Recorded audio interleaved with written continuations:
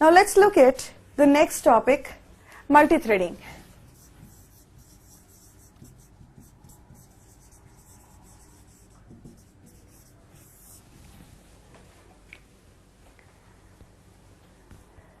What do you mean by multithreading? Multithreading basically means a lightweight process. Threads are lightweight processes. Threads are separate paths of execution which are functionally independent of each other. Now, how are threads different from multiprocessing or even multitasking? Because in case of multiprocessing, what happens is, it is many user processes which are being processed by a single processor. Multitasking is single user many processes being processed by a single processor.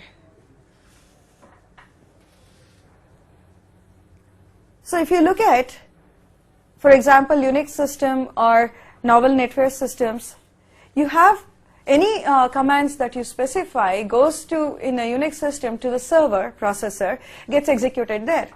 So if we are talking about 10 users working on a Unix system, all 10 user processes get executed in the server processor. Unix system is also multitasking. So how do you say multitask? How would you define a multitasking then? As we said, a single user, multiple processes is multitasking. As a single user of a Unix system, as one of the users of a Unix system, you can issue more than one process command. You can have one foreground command and rest background commands. So each of those processes are still executed at the server. But as a single user, you are executing more than one process. So that becomes multitasking. Similarly with your Windows platform. You open to a notepad, you open to a calculator, you open to your email box. You are working with more than one application at a time, more than one process at a time. So that becomes multitasking, single user, many processes. Multithreading is single process, within that single process you have paths of execution. That is multithreading. Within a single process, you have multiple paths of execution is multithreading. For example, you open a Word document. In the Word document, you will type in the Word document, and at the same time while you are typing in, autosave gets executed parallelly. Spell checker gets executed parallelly. I mean, it looks parallel to us, right? At the same time. How is all these three things happening at the same time? Because it's multi-threaded. Sometimes you might also have noticed, you might have opened to multiple browser windows, probably by saying new window through links. If you were to close the first window that you had opened, you will see that all the rest of the windows will also get closed. You might have observed this sometime. So that's again multi-threaded. In case of multi-thread, if you were to check out your processes which are running, you'd only see one process running. For the threads, you don't see the process. So there is no process ID as such. So they are lightweight processes. If the main application were to close, the threads do not exist.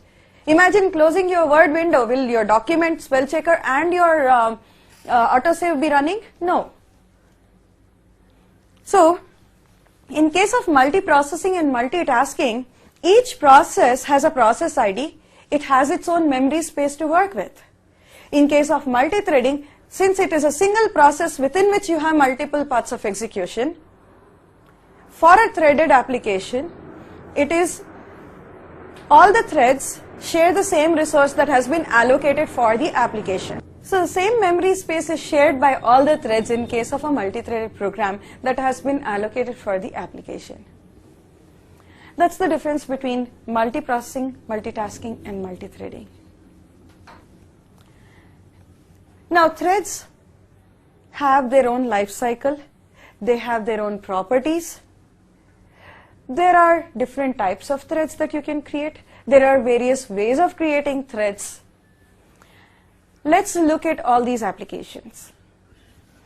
A thread life cycle starts with the ready state. From a ready state, it moves into a running state. From a running state, it can move into a sleep state or to a death of a thread. To move from ready state to a running state, first let's understand when is it in a ready state. When you create a thread, it's in a ready state. To move from a ready state to a running state, we invoke the start method.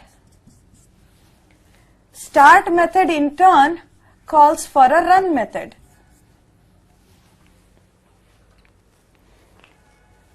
So then it comes into a running state.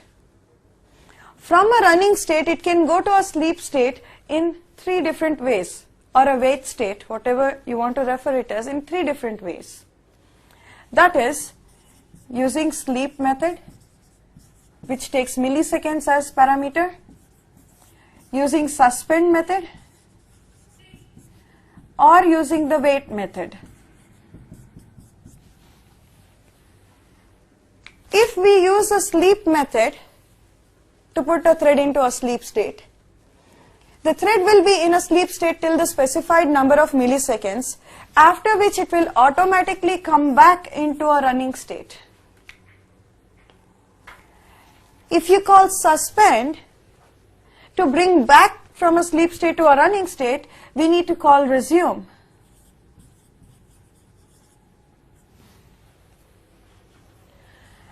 If you call wait, then you need to call notify or notify all.